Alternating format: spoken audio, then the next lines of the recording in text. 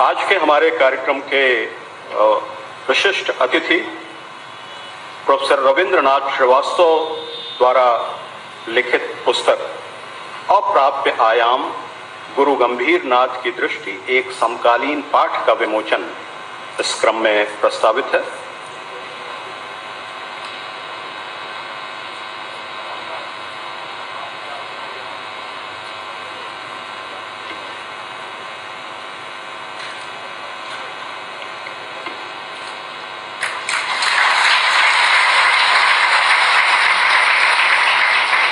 हमारा सौभाग्य है कि आज के कार्यक्रम के विशिष्ट अतिथि के रूप में हमारे बीच नव नालंदा महाविहार विश्वविद्यालय नालंदा के आदरणीय प्रोफेसर रविंद्रनाथ श्रीवास्तव जी उपस्थित हैं। हिंदी भाषा एवं साहित्य के प्रख्यात आचार्य और केवल हिंदी भाषा और साहित्य के नहीं बल्कि भोजपुरी और मैथिली के भी प्रख्यात रचनाकार और आलोचक के रूप में उनकी प्रतिष्ठा है। उनका लेखकीय उपनाम परिचय दास अवश्य है, लेकिन वे किसी परिचय के मोहताज नहीं और भारत से लेकर विश्व में, खासतौर पर नेपाल और फिजी में आयोजित हिंदी सम्मेलनों में भारत सरकार के प्रतिनिधि के रूप में वे प्रतिभाग कर चुके हैं। वे हिंदी अकादमी और मैथिली अकादमी के अध्यक्ष भी रहे हैं, जो दिल्ली सरकार के अधीन कार्यरत है। नाथ पंथ के गंभीर अध्येता और अभी आपने देखा उनकी एक पुस्तक का भी विमोचन अप्राप्य आयाम का भी हमारे मंचस्थ अतिथियों ने किया है। लगभग 40 ग्रंथों का प्रणयन कर चुके डॉक्टर परिचय दास जी की कुछ प्रमुख कृतियां गुरु गोरक्षनाथ की मार्मिकता, भर्तृहरि की कविता और आज का समय और उत्तर औपनिवेशिक संदर्भ में नाथ परंपरा, नाथ पंथ के अध्ययन संबंधी उनकी विशिष्टता का परिचायक है। डॉक्टर परिचय दास के परिचय की सीमाएं अनंत हैं, लेकिन एक विशेष परिचय के साथ मैं उन्हें आमंत्रित कर रहा हूं। देश और दुनिया में प्रतिष्ठा अर्जित करने वाले डॉक्टर परिचय दास इसी विश्वविद्यालय के पुरातन विद्यार्थी रहे हैं। हीरक जयंती वर्ष में अपने इस विशिष्ट विद्यार्थी का इस समादृत मंच पर विश्वविद्यालय हार्दिक स्वागत करता है और उन्हें आमंत्रित करता है कि वे अपना वक्तव्य यहाँ रखें। उत्तर प्रदेश के माननीय मुख्यमंत्री एवं गोरक्ष पीठाधीश्वर परम श्रद्धेय योगी आदित्यनाथ जी, माननीय कुलपति प्रोफेसर पूनम टंडन जी, इस खूबसूरत आयोजन के सूत्रधार और बाबा गंभीर नाथ चेयर के प्रोफेसर द्वारकानाथ जी, इस गोष्ठी के महत्वपूर्ण संचालक प्रोफेसर हर्ष कुमार सिन्हा साहब, मेरे गुरुजन वृंद, प्रख्यात विद्वान, इस सभागार में बैठे हुए गुरु गंभीर नाथ जी के और नाथ पंथ के प्रशंसक और उसके अनुयायी तथा अन्य जगहों से आगत विद्वान, मेरे प्रिय छात्र और बंधुओं, यह बहुत ही खुशी का विषय है कि महत्वपूर्ण आयोजन बाबा गंभीर नाथ के ऊपर हो रहा है, लेकिन उनके बहाने हम अपने समय को खंगाल रहे हैं। असल में बाबा गंभीर नाथ तो एक ऐसे विरल माध्यम है जब अपने समय की जुगुप्सा को, अपने समय की मानवीय गरिमा को तलाश रहे हैं हम।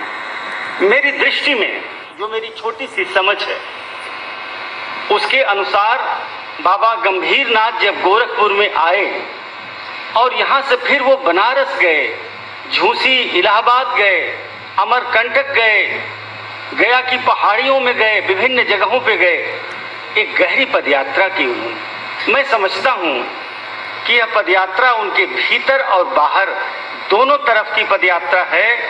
अक्षय कुमार बनर्जिया ने लिखा है कि उन्होंने कभी मांगा नहीं कि मुझे ये चीज़ दो और कभी भूख के लिए किसी के सामने हाथ नहीं फैलाए। और देखिए कि उनको वो मिला जो वो चाहते थे, एक तेजस्विता संपन्न विद्वान, एक ऐसा व्यक्ति जिन्होंने, जैसा बनर्जी लिखते हैं कि गुरु शिष्य संवाद की नई परंपरा को स्थापित किया, मानवीय गरिमा को स्थापित किया। अनुभव और वैचारिकी की अगर कोई नई संरचना है तो मैं समझता हूं वो बाबा गंभीर नाथ है। बाबा गंभीर नाथ ने जो सांस्कृतिक विपथन हो रहा था उस दौर में, उसको पुनर्मूल्यांकन करके उसका पुनर्पाठ प्रस्तुत किया था उन्होंने नए सिरे से। वे कहते थे कि शब्द अपने आप में पर्याप्त नहीं है, आप शब्द बोलें, और शब्द में अनुभव नहीं है, क्योंकि वे अनुभव और तर्क को समायोजित करके चलते थे। वे मानते थे कि भक्ति और योग दोनों का मिलावट होना चाहिए, दोनों का मिश्रण होना चाहिए। भक्ति हमारे सबसे भीतर की तरलता है, सबसे भीतर की तरलता है। उस तारल्य को प्रकट करने का सबसे प्रखर काम अपने समय में किसी महासंत ने किया, आज इस गोष्ठी में बताना चाहता हूं, वो बाबा गंभीर नाथ है। उन पर कार्य की बहुत ही जरूरत है। और एक शब्द मैं बताना चाहता हूं, एक बात बताना चाहता हूं। उन्होंने कहा कि जैसे साहित्य में शब्द साधना, शब्द की ध्वनि मात्र नहीं होती, उसकी अभिधा नहीं होती, उसके भीतर की सच्चाई होती है। सूरदास ने कहा कि अविगत गति कछु कहत न आवे, ज्यों गूंगे मीठे फल कौरस अंतर्गत ही भावे। आप गुड़ गुड़ कहें और गुड़ का स्वाद ही नहीं जाने तो गुड़ कहने से गुड़ नहीं होता। आप योग को समझते हुए, उसके भीतर की तरलता को समझते हुए, वैसे ही शब्द को समझते हुए, शब्द के भीतर की छुपी सच्चाई को वे उजागर करना चाहते थे। इसीलिए वे सरल शब्दों का आश्रय लेते थे। उनके बारे में कहा गया है कि उनके आसपास जितने लोग इकट्ठा होते थे वे उनकी भाषा से चमत्कृत रह जाते थे, क्योंकि वे लोक में प्रवेश करते थे। गुरु गोरखनाथ जी महाराज की जो नाथ परंपरा रही, आप जानते हैं कि हसीबा खेलीबा जितने भोजपुरी के क्रियापद हैं, पदावलियां हैं, शब्द हैं, आप जब संज्ञा भाषा का अध्ययन करेंगे, जब पदावली का अध्ययन करेंगे अपभ्रंश के समय की, तो आपको लगेगा कि लोकात्मकता कैसे उतर के नाथ पंथ ने सबसे पहले शास्त्रीयता की रूढ़ियों को चुनौती दी है। मित्रों, उसका काम सिर्फ ये नहीं है कि उसने धर्म की एक बड़ी सत्ता को स्थापित किया, बल्कि मनुष्य के भीतर के धर्म का उद्घाटन किया, मनुष्य के भीतर के धर्म को प्रस्फुटित करने का प्रयास किया। क्यों? क्योंकि बाबा गंभीर नाथ और बाबा गोरक्षनाथ सबके भीतर, भक्तिहर की कविताएं पढ़िए, उनके भीतर स्मृतिशीलता बसी हुई, मेमोरेबिलिटी बड़ी। जिस कविता में, जिस साहित्य में स्मृतिशीलता होती है वह कविता दीर्घजीवी होती है। आज हमारे सामने फिर से उभर के जो बाबा गंभीर नाथ जी आए, उसके पीछे मनुष्य मन की स्मृतिशीलता है।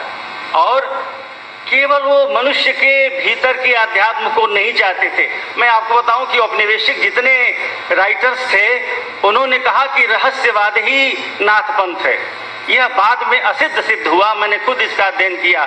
वास्तव में रहस्यमयी कहना उसके विराट व्यक्तित्व से आगे जाने की प्रक्रिया है। यानी कि जब तक सामाजिकता को, सोशलिटी को नहीं जोड़ते, नाथ पंथ ने अध्यात्म के भीतरी तत्व के साथ साथ जो सामाजिकता के विविध तंतु हैं, मनुष्य की सहायता करना, गरीब, वंचित, क्षुधित, पीड़ित सबको उठा के सामने रखना, ये नाथ पंथ का काम है, ये बाबा गंभीर नाथ का काम है। इसीलिए मैं उनके कार्य को सभ्यता का एक आख्यान मानता हूं। सभ्यता का आख्यान। जो मनुष्य जितना सभ्य होगा, जितना सरल होगा, जितना सुसंस्कृत होगा, उसके भीतर करुणा का उतना ही द्वेष बहता होगा। वह मनुष्य उतना ही प्रकल्पनीय होगा, उतना ही व्यक्तित्व से संपन्न होगा। यह व्यक्तित्व की संपन्नता, जो कि यहाँ उनको लोग बूढ़े बाबा कहते थे अपने पुराने समय में, यह जो बूढ़े बाबा, उनके अंदर किस चीज की वृद्धावस्था थी? अनुभव की परिपक्वता थी।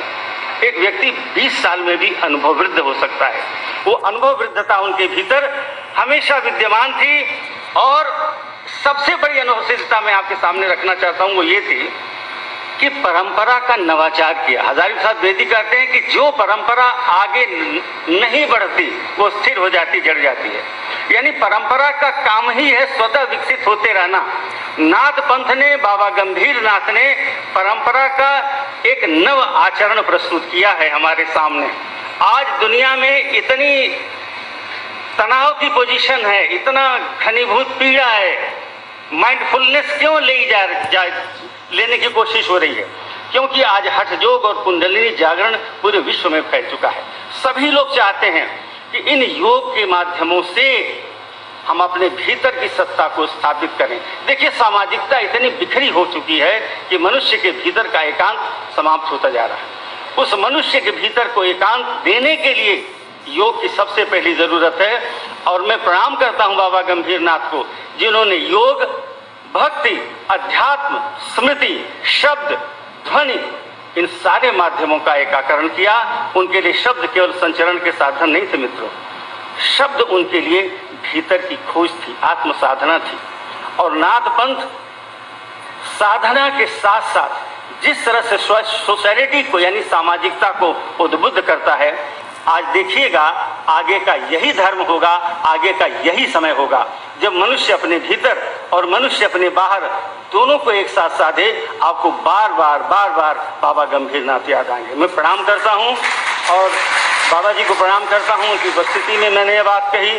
माननीय कुलपति महोदय का आभारी हूं, सूत्रधार भाई हमारे प्रोफेसर द्वारकानाथ जी और संचालक श्रीमान हर्ष कुमार सिन्हा तथा अपने सभी मित्रों और सभी गुरुजनों को प्रणाम करता हूँ। नमस्कार, धन्यवाद।